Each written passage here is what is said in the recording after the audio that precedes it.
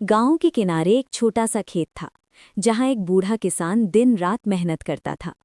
उसकी झुकी हुई कमर और पसीने से भीगा चेहरा उसकी जिंदगी की कहानी कहता था। उसी किसान का एक बेटा था, लच्छी, यानी बेहद आलसी। जहां पिता सुबह सूरज निकलने से पहले खेत में पहुंच जाता, वहीं बेटा पेड़ के नीचे सोता रहता या दोस्तों के साथ बेवजह घूमता। गांव वाले अक्सर कहती, ये लड़का एक दिन अपने बाप की सारी मेहनत बर्बाद कर देगा। लेकिन बेटे को किसी की बात की परवाह नहीं थी। उसे लगता था कि जिंदगी में बिना मेहनत के भी सब कुछ मिल सकता है। एक दिन खेत में काम करते करते किसान अचानक गिर पड़ा। आसमान में काले बादल छा गए, जैसे कोई बड़ा तूफान आने वाला हो। उधर उसका बेटा गहरी नींद में था। जब गांव वाले उसे उठाकर लाए, तब तक बहुत देर हो चुकी थी। किसान बीमार पड़ गया। घर में पैसे नहीं थे, खेत सूखने लगा था और कर्ज बढ़ता जा रहा था। साहूकार बार बार दरवाजे पर आकर धमकी देता, पैसे नहीं दिए तो खेत छीन लूंगा। पिता ने बेटे को कई बार समझाया, बेटा, मेहनत के बिना रोटी भी जहर बन जाती है। लेकिन बेटा हर बार टाल देता। उसे लगता था कि कोई न कोई रास्ता निकल ही आएगा। दिन बीतते गए और हालात बदतर होते गए। एक रात किसान चुपचाप खेत में गया और मिट्टी को हाथ में लेकर रोने लगा। उसकी आंखों में डर था, अपने बेटे के भविष्य का डर। उसने आखिरी बार बेटे को बुलाकर कहा, इस मिट्टी में मेरा खून मिला है, इसे संभाल लेना। लेकिन बेटे ने बात को हल्के में ले लिया। कुछ ही दिनों बाद किसान ने आखिरी सांस ली। उस दिन जैसे घर की रोशनी बुझ गई। अब सब कुछ बेटे के हाथ में था, लेकिन उसे कुछ भी करना नहीं आता था। खेत सूख गया, कर्ज बढ़ गया और एक दिन साहूकार ने सबके सामने उसका घर और खेत छीन लिया।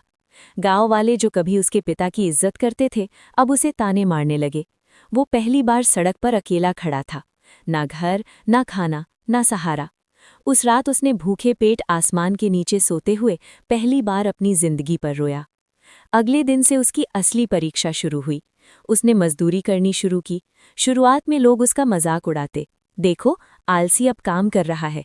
उसके हाथ छिल जाते, शरीर टूट जाता, लेकिन अब उसके पास कोई दूसरा रास्ता नहीं था।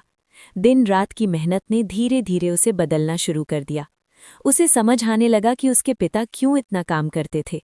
हर पसीने की बूंद के साथ उसका घमंड टूटता गया और अंदर एक नई ताकत पैदा होने लगी।